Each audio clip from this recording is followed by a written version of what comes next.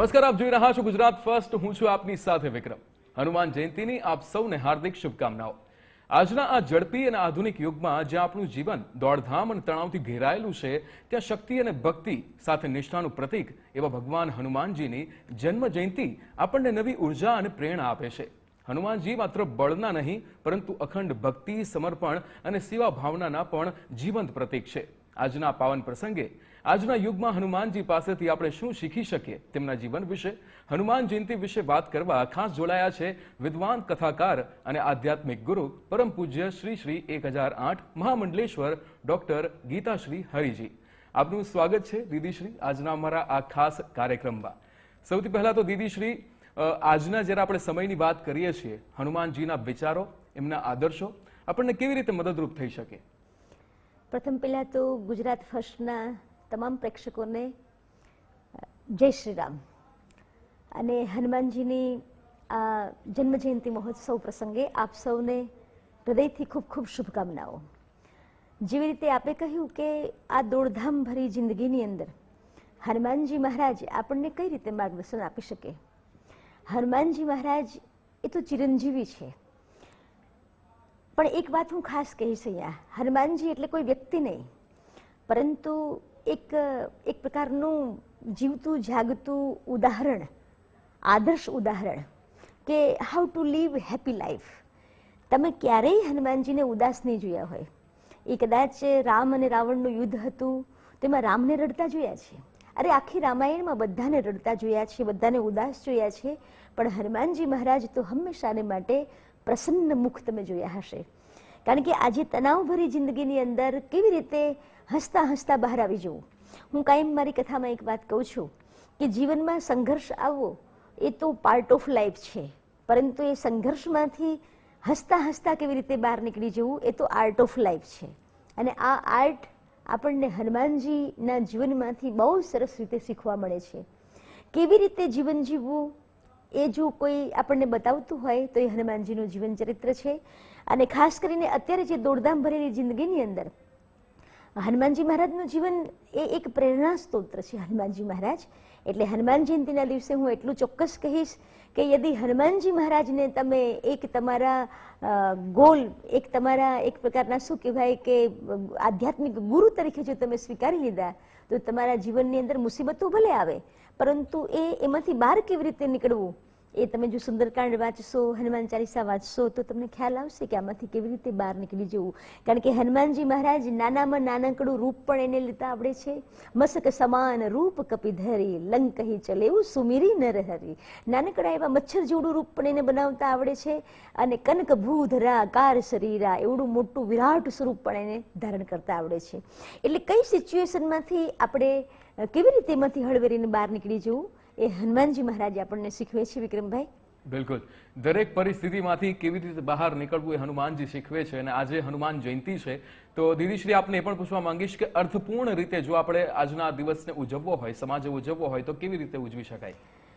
પહેલી વાત એ છે કે હનુમાનજી મહારાજને આપણે યાદ કરીએ છીએ. આજે હનુમાન જયંતી છે. હનુમાન જયંતી એટલે માત્ર ચૈત્ર સુદ પૂર્ણિમા નહીં, હું તો એમ કહું છું કે દરેક વ્યક્તિના જીવનમાં રોજે રોજ હનુમાનજી પ્રગટ થવા જોઈએ. હનુમાનજી એટલે સાહસ, હનુમાનજી એટલે અતુલિત બલધામમ હેમ શૈલાભ દેહમ દનુજવન કૃષાનું જ્ઞાની નામગ્રગણ્યમ સકલ ગુણ નિધાનમ વાનરાણામધીશમ રઘુપતિ પ્રિય ભક્તમ વાત જાતમ નમામી. એના અંદર ગુણ છે, અતુલિત બલ છે, બુદ્ધિ છે. ઘણી વખત આપણે બધામાં કેવું થાય છે કે ક્યાંક બુદ્ધિ છે તો બળ નથી, બળ છે તો બુદ્ધિ નથી, આ બેય છે તો ગુણ નથી. એટલે સ્વાભાવિક રીતે આ બધી જ વસ્તુ જો કોઈના અંદર હોય, અત્યારે આપણે ત્યાં મોટિવેટેડ સ્પીકરોનો તો એટલો બધો રાફડો ફાટી નીકળ્યો છે કે વાત પૂછોમાં. એ હોય મોટિવેટેડ સ્પીકર, પણ એ પાછા જેને કહેવાય ને ડિપ્રેશનમાં જીવતા હોય. પણ હનુમાનજી મહારાજ એક એવું ઉદાહરણ છે કે એ ક્યારેય ડિપ્રેશનમાં નથી, હંમેશાને માટે આપણા માટે પ્રેરણા સ્ત્રોત છે. એટલે હનુમાન જયંતિના દિવસે હું એટલું જ કહીશ કે ખાલી હનુમાન ચાલીસા કરી લીધી, સુંદરકાંડનો પાઠ કરી લીધો કે પછી કંઈક યજ્ઞ યાગાદી કરી લીધું, એટલાથી જ હનુમાન ચાલીસા નહીં ઉજવો, એટલાથી જ હનુમાન જયંતિ નહીં ઉજવો. પરંતુ એના જે ગુણ છે હનુમાનજી મહારાજના, એ ગુણ બધા આપણા અંદર આવે, ભલે ધીરે ધીરે આવે, પણ ધીરે ધીરે અતુલિત બલધામમ, બળ હોય આપણા અંદર. આજે આપણી પાસે બળ છે, પણ કેવું જેને કહેવાય ને કે મોબાઈલ કેવી રીતે ચલાવવું એ આપણને ખબર છે, કમ્પ્યુટર કેવી રીતે ચલાવવું એ આપણને ખબર છે, અરે કદાચ આખી દુનિયા કેવી રીતે ચલાવવી કદાચ એ આપણને ખબર હશે, પણ આપણે ખુદ કેવી રીતે ચાલવું એ આપણને ખબર નથી. તો હનુમાન જયંતિના દિવસે હનુમાન જયંતિની ઉજવણી આ જ રીતે કરવી જોઈએ કે હનુમાનજી આપણા હૃદયમાં બિરાજે, બળ સ્વરૂપે, બુદ્ધિ સ્વરૂપે, ગુણ સ્વરૂપે. આજે મોટામાં મોટી તકલીફ શું છે માણસની કે માણસ દેખાવ કેવો છે બસ બધા એ જોઈ રહ્યા છે, હું કેવું લાગુ છું, હું કેવી લાગુ છું. કપડાથી માણસની ઓળખ નથી, ચહેરાથી માણસની ઓળખ નથી. હું હંમેશા એમ કહું છું કે fair skin is not enough to be good, but we have to have good virtues. આપણા અંદર સારા ગુણ હોવા જોઈએ, એ મેઇન થિંગ છે. તો હનુમાન જયંતિના દિવસે, હનુમાન પ્રાગટ્યના મહોત્સવ પ્રસંગે આપણે આવા બધા ગુણ હૃદયમાં ધારણ કરીને પછી જો જીવન જીવીશું ને તો જેને કહેવાય ને કે ટેન્શન ફ્રી લાઈફ આપણને પ્રાપ્ત થશે. બિલકુલ. દ્વિજયશ્રી, જે રીતે આપણે પણ વાત કરી છે કે અહીંયા મુશ્કેલીઓથી કેવી રીતે બહાર નીકળવું તે આપણને હનુમાનજી શીખવે છે, એવા કોઈ પ્રસંગો આપ કહી શકો કે જેના થકી જે લોકો જોઈ રહ્યા છે એમને પણ મોટિવેશન મળે? જી હા, જ્યારે ભગવાન રામ ચાતુર્માસ આવ્યો, સીતાજીની શોધમાં છે, અને ત્યારે એવું કહેવાય કે કિષ્કિંધાની અંદર સુગ્રીવને મોકલી દીધા કે હવે તમે બધા ચોમાસાના 4 મહિના છે તો તમે બધા ત્યાં તમારું એ રાજકારભાર એ કરો અને ત્યાર પછી આપણે બધા આગળ સીતાજીની શોધ કરીશું. તો 4 મહિના ચોમાસાના વીતી ગયા, પણ છતાંય સુગ્રીવ અને જામવંત કે કોઈ રામને જ્યારે મળવા માટે નથી આવ્યા, ત્યારે રામજી ગુસ્સે થઈ ગયા છે કે મેં એમને મિત્રતાના નાતે એને મેં પાછું ગાદી ઉપર બેસાડ્યો, વાલીને મારીને સુગ્રીવને મેં ગાદીએ બેસાડ્યો, પણ એનો મિત્રનો ધર્મ ભૂલી ગયો છે. ત્યારે લક્ષ્મણજીએ એમ કહ્યું કે તમે ચિંતા નહીં કરો પ્રભુ, હું હમણાં જાઉં છું. એટલે એ પાછા ત્યાં કિષ્કિંધાની અંદર આવે છે લક્ષ્મણજી, અને આવીને કહે છે કે ક્યાં છે સુગ્રીવ, કે આજે તો હું જોઈ લઈશ, એમ આપણી ભાષામાં કહીએ તો. તો ત્યારે હનુમાનજી આગળ આવ્યા. આગળ આવીને પ્રથમ પહેલા તો વંદના કરી હનુમાનજી મહારાજની, અને પછી રામના ગુણ ગાયા. એટલે રામના ગુણ ગાયા એટલે એને ખબર હતી હનુમાનજીને કે હું રામના ગુણ ગાઈશ એટલે લક્ષ્મણનો ક્રોધ શાંત થઈ જશે. બીજું કે જ્યારે આપણને ગુસ્સો આવતો હોય ત્યારે શું કરવું એ હનુમાનજી અહીંયા બતાવે છે કે બિલકુલ શાંત રહો, અને તમે જેને માનો છો, રામને, કૃષ્ણને, શિવને, આપ જેને પણ માનો છો એના નામનું સ્મરણ કરો. પછી બીજી વસ્તુ શું થઈ કે કિષ્કિંધાની અંદર હનુમાનજી મહારાજ જ્યારે લક્ષ્મણને મળે છે ત્યારે એનો ગુસ્સો 7મા આસમાને પહોંચી ગયેલો, પણ હનુમાનજી મહારાજે એને કામ ડાઉન કરી દીધા, બિલકુલ શાંત કરી દીધા, અને પછી હળવેરીને કુનેહપૂર્વક એને અંદર લઈ જાય છે, અને પછી સુગ્રીવને સામે લાવે છે, જેથી કરીને સુગ્રીવ જ્યારે સામે આવે ત્યાં સુધીમાં તો આનો ગુસ્સો બિલકુલ શાંત થઈ ગયો હતો. ઘણી વખત આપણે લોકો શું કરીએ છીએ, ગુસ્સામાં ને ગુસ્સામાં એ ટાઈપના બધા આપણે નિર્ણયો લઈ લેતા હોઈએ છીએ કે જે પછી આખી જિંદગી આપણને પસ્તાવવું પડે. દીકરી હોય કે દીકરો હોય કે વૃદ્ધ હોય કે અબાલ હોય, બધાના માટે હનુમાનજી મહારાજ એટલે એક પ્રકારના મોટિવેટેડ જેનું એની લાઈફસ્ટાઈલ છે. તો કહેવાનો મૂળ આશય કે સમસ્યાઓ તો જીવનમાં બધાને આવે છે, પણ એમાંથી કેવી રીતે બહાર નીકળી જવું એ હનુમાનજી મહારાજ અહીંયા શીખવાડે છે. અને પછી જ્યારે સુગ્રીવ જ્યારે સામે આવ્યા ત્યારે હનુમાનજી મહારાજે લક્ષ્મણને કહ્યું કે હવે તમારે જે વાત કરવી હોય તે કરો. તો લક્ષ્મણજી આટલો બધો ગુસ્સો જેના અંદર ભર્યો હતો એ પણ એમ કીધું કે ના, હવે સુગ્રીવ ચલો જલ્દી રામ યાદ કરે છે. એટલે મારો કહેવાનો મૂળ આશય કે કેવી રીતે ગુસ્સામાંથી પણ વ્યક્તિને બહાર નીકળવું એ પણ હનુમાનજી મહારાજ મને તમને શીખવાડે છે. બિલકુલ. દીદીશ્રી, આપે બહુ જ સુંદર વાત કરી કે ક્યારેય આપણે એવી કોઈ વાત નહીં સાંભળી હોય કે અહીંયા હનુમાનજી જે છે એ રડ્યા હોય. આપણે ક્યાંય એવું નથી સાંભળ્યું કે એમણે નાસીપાસ થયા હોય કે પછી એમણે પરિસ્થિતિઓને એ છોડીને ભાગ્યા હોય. અને આપણે અત્યારે જોઈએ છીએ ઘણા બધા યુવાનો એવા છે કે જે કોઈક એવી પરિસ્થિતિ આવે, એવી મુશ્કેલીઓ આવે તો એને ડરીને પોતાનો જીવ ગુમાવી દે કે પછી આત્મહત્યા કરવા સુધીના સ્ટેપ એ લોકો લેવાનું વિચારતા હોય છે. તો આવા લોકોને કેવી રીતે હનુમાનજી એ પ્રેરણા આપી શકે? હા, હું ચોક્કસ કહીશ પહેલા વિક્રમભાઈ કે એક વાત એવી છે કે અત્યારનો યુવાન, મેં કહ્યું એમ, કાં તો બુદ્ધિ છે તો બળ નથી, બળ છે તો બુદ્ધિ નથી, એ બે છે તો પછી ગુણ નથી, સહન શક્તિનો ગુણ.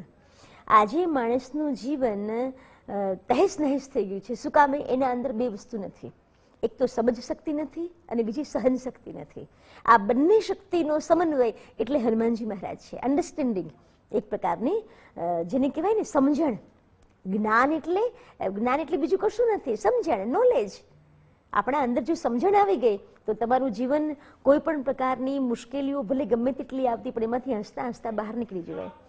હું કાયમ એક વાત એવી કહું છું कि देखो तो ख्वाब है जिंदगी, पढ़ो तो किताब है जिंदगी, सुनो तो ज्ञान है जिंदगी, लेकिन मैं कहती हूँ सदा हंसते રહો તો બડી હસીન હે એ જિંદગી.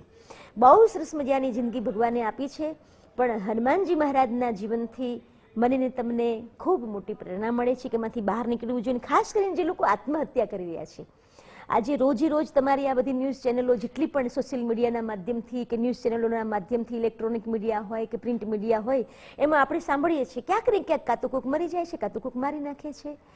કારણ શું છે? સમજ શક્તિ નથી, સહન શક્તિ નથી. જો અત્યારે 10મા ને 12માની પરીક્ષા છે, હું કદાચ વાતને વિષયાંતર કરું તો મને માફ કરજો, પણ હનુમાનજી તો બધાના માટે છે.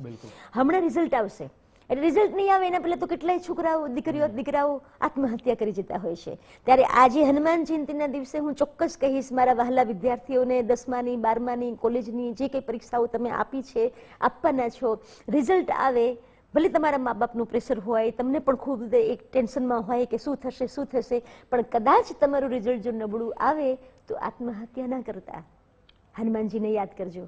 ગમે તેટલી મુસીબતમાંથી પણ હનુમાનજી મહારાજ બહાર નીકળી ગયા છે. અને હું એમ કહીશ કે કદાચ રિઝલ્ટ આવે છે ને, એ તો માત્ર એક કાગળનો ટુકડો છે, કાગળના ટુકડામાં રિઝલ્ટ આવે છે, જ્યારે તમે તો તમારા મા બાપના જીગરના ટુકડા છો. એટલે ક્યારેય કરતા ક્યારેય નાસીપાસ નહીં થાઓ. હનુમાનજીની જેમ હંમેશા સદા પ્રસન્નમ, કાયમ માટે પ્રસન્ન રહો, ખુશ રહો. બિલકુલ. દીદીશ્રી એ પણ પૂછવા માંગીશ, કારણ કે આપણે હનુમાનજીને એમના જેટલા પણ આપણે પાઠ સાંભળ્યા છે, વાંચ્યા છે, હનુમાન ચાલીસા આપણે પઠન કરતા હોઈએ તો એમાં પણ એમની જે શક્તિ છે એના વિશે આપણે ઘણી બધી વાતો સાંભળેલી છે, પણ એમનું નામ કેવી રીતે પડ્યું એની પાછળની પણ એક કથા છે. જી હા, જો કે હનુમાનજીના તો ઘણા બધા નામ છે, એમાં એક નામ સુપ્રસિદ્ધ હનુમાન. તો હનુમાન નામ કેમ પડ્યું? પહેલા તો હું આપને કહીશ કે જ્યારે હનુમાનજી નાના છે એમાં બે કથાઓ છે કે જ્યારે હનુમાનજી માને સ્તનપાન કરી રહ્યા છે ત્યારે હનુમાનજીની માં અંજની રડે છે. તો હનુમાનજી પૂછે છે, માં તું કેમ રડે છે? અને ત્યારે કહે છે કે બેટા, મને એવો શ્રાપ લાગેલો છે, તને પણ શ્રાપ લાગેલો છે કે જેવો સૂર્ય ઉદય થશે એટલે તારું મૃત્યુ થશે, હું બાળક વિહોણી થઈ જઈશ અને તું તારી જિંદગીથી હાથ ધોઈ બેસીશ એમ. એટલે ત્યારે હનુમાનજીએ માના આંખના આંસુ લૂછ્યા અને કહ્યું કે હજુ તો હું જન્મ્યો છું અને ત્યારે મારી માની આંખમાં આંસુ આવી ગયા, આ તો કદાપી નહીં બનવા દઉં, મારી માને મારા હિસાબે તો દુઃખી નહીં જ થવા દઉં. અને હનુમાનજી મહારાજે છલાંગ મારી. છલાંગ મારી એટલે કેવી છલાંગ મારી? સીધા સૂર્યલોકની અંદર. બાલ સમય રવિ ભક્ષ લિયો તબ તીન હું લોક ભયો અંધિયારો, કો નહીં જાનત હે જગ મેં કપી સંકટ મોચન નામ તુમ્હારો. જ્યારે હનુમાનજી આમ છલાંગ મારી સૂર્યને ગળવા જતા હતા અને ત્યારે ઇન્દ્ર આવ્યા અને ઇન્દ્રએ એક વજ્રનો ઘા કર્યો. વજ્રનો ઘા કર્યો એટલે આ જે થોડીનો ભાગ, આ દાઢીનો ભાગ, નીચે હડપચીનો ભાગ, ત્યાં બરાબર એને એ વાગી ગયું અને આ જે જડબું જે છે એ તૂટી ગયું.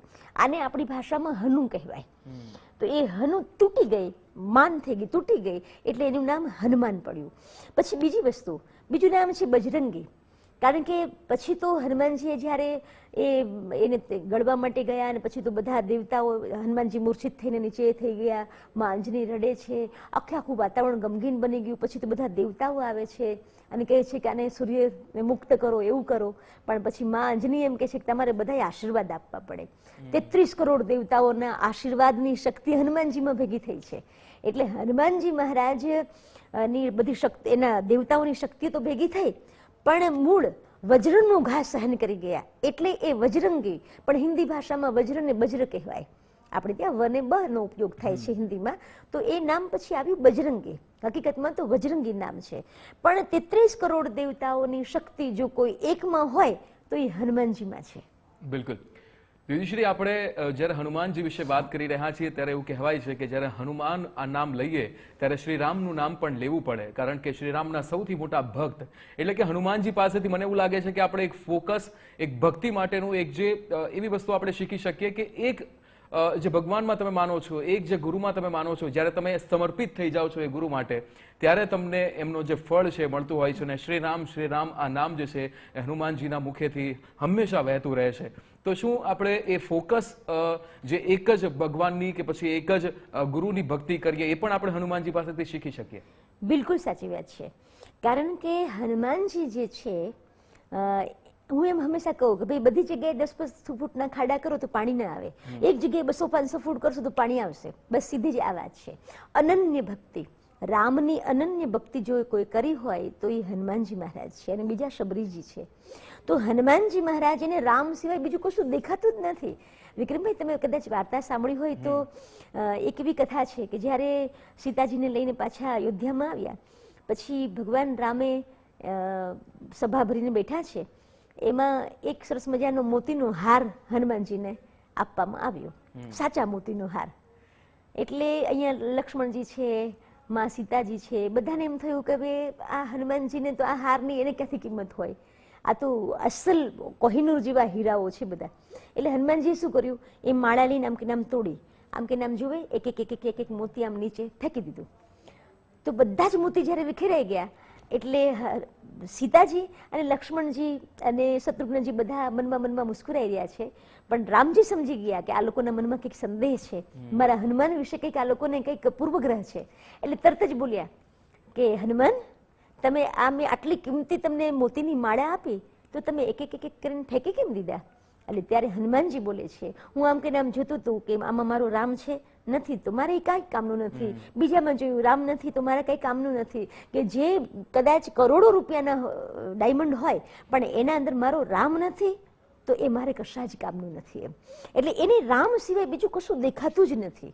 એટલે અને એક બીજી પણ એક વાર્તા, એક કથા છે, એક ક્ષેપક કથા છે કે જ્યારે હનુમાનજી પાછા અયોધ્યામાં રામની સાથે આવે છે ત્યારે બધાએ પોતપોતાના કામ વેચી લીધા કે આ હનુમાનને તો આપણે રામની પાસે જીવા જ નથી દેવા, બધાના મનમાં એવું છે. તો લક્ષ્મણજીને કામ સોંપી દેવામાં આવ્યું કે રામની રક્ષા કેવી રીતે કરવી, ભરતજીને કામ સોંપી દેવામાં આવ્યું કે રાજપાર કેવી રીતે ચલાવો અને ભગવાનને કેવી રીતે મારે મદદરૂપ થવું, શત્રુઘ્નજી છે એ રામની અંગત સેવામાં લાગી ગયા. આ બધા જ કામો બધાએ વેચી લીધા. એટલે બધાને એમ નહોતું કે આ બધા કામ આપણે વેચી લીધા છે એટલે હનુમાનની પાસે કોઈ કામ બચશે જ નહીં, એટલે હનુમાનજી બિલકુલ એક બાજુ જતા રહેશે. તો હનુમાનજી તો બેસી ગયા છે એક બાજુ. એમાં કુદરતી જ એક દિવસ રાજસભા ભરીને રામ બેઠા છે, એમાં એને બગાસું આવ્યું. રામને બગાસું આવ્યું એટલે સ્વાભાવિક રીતે આમ કરીને આમ ચપટી એને વગાડી. એટલે ચપટી વગાડી એટલે હનુમાનજીને ખ્યાલ આવી ગયો કે આ કામ હજી કોઈને સોંપાયું નથી. એટલે હનુમાનજીએ દડબડતે દોટ મૂકી અને પછી ત્યાં જ આવીને બેસી ગયા કે મારા પ્રભુને ક્યાંક બગાસું આવશે તો એને પાછું હાથ આમ ઊંચો કરીને આમ ચપટી વગાડવી પડશે, આટલી તસ્તી પણ મારા ભગવાનને ન લેવાની હોય. એટલે હનુમાનજી આવીને ત્યાં બેસી ગયા. થોડી વારથી બગાસું આવ્યું એટલે પછી તો હનુમાનજી આમ ચપટી વગાડવા માંડ્યા. તો આ બાજુ તો બધાને નવાઈ લાગી અને પછી તો રોજનો એવો નિયમ બની ગયો કે આગળ આગળ હનુમાનજી પાછળ પાછળ રામ. કેમ? તો કે કદાચ મારા રામને પાછું બગાસું આવશે તો. એમાં એક રાત્રિના સમયે તો હનુમાનજી મહારાજ શયન ભવનમાં પણ જતા રહ્યા. સીતા માતાએ કહ્યું કે ભાઈ હનુમાન અહીંયા કેમ? તો બોલે રાત્રિના સમયે કદાચ મારા પ્રભુને બગાસું આવી ગયું હોય, તમે ઊંઘી ગયા હોય અને તો પછી એને હાથે ન કરવી પડે ને સેવા, એટલે હું સેવક છું ને. હનુમાનજી મહારાજને સીતા મૈયા કહે છે કે ભાઈ તું બહાર રહે અને મારે કામ હશે તો હું તને બોલાવીશ. પણ પછી તો એક એવું બની ગયું, હનુમાનજી મહારાજને નક્કી કર્યું કદાચ માતાજી ભૂલી જશે તો. એને પછી એને તો ત્યાં બેઠા બેઠા આમ ચપટી વગાડવાનું ચાલુ કરી દીધું. ચપટી વગાડવાનું ચાલુ કર્યું. હવે તો એક એવું આખું રિવર્સ ચાલ્યું કે અહીંયા હનુમાન ચપટી વગાડે ને ભગવાનને બગાસા ચાલુ થઈ ગયા. એટલે પછી તો એક એવી ઘટના ઘટી કે ભગવાન જ્યારે હોય ત્યારે બગાસા જ ખાઈ રહ્યા છે. આ એક ક્ષેપક કથા છે સંતો દ્વારા સાંભળેલી. પણ પછી હનુમાનજીની ભક્તિ કેવી છે હું આપને કહેવા માંગુ છું. તો પછી તો રામજીએ હનુમાનજીને બોલાવ્યા અને કહ્યું કે આ હનુમાન જ્યાં સુધી ચપટી બંધ નહીં કરે ત્યાં સુધી મને હવે ઊંઘ પણ નહીં આવે ને કશું નહીં થાય. પણ પછી બધાએ હનુમાનજી મહારાજને પ્રાર્થના કરી કે હવે આપ રામજીની સેવામાં, અંગત સેવામાં આપને જ્યાં અનુકૂળ આવે ત્યાં આપ સેવા કરો, પણ હવે ચપટી વગાડવાનું બંધ કરો. એટલે કહેવાનો મૂળ આશય કે જો કોઈને સેવક તરીકેનું જો કોઈકને બિરુદ આપવાનું હોય તો હનુમાનજી જેવા સેવક કોઈ નથી.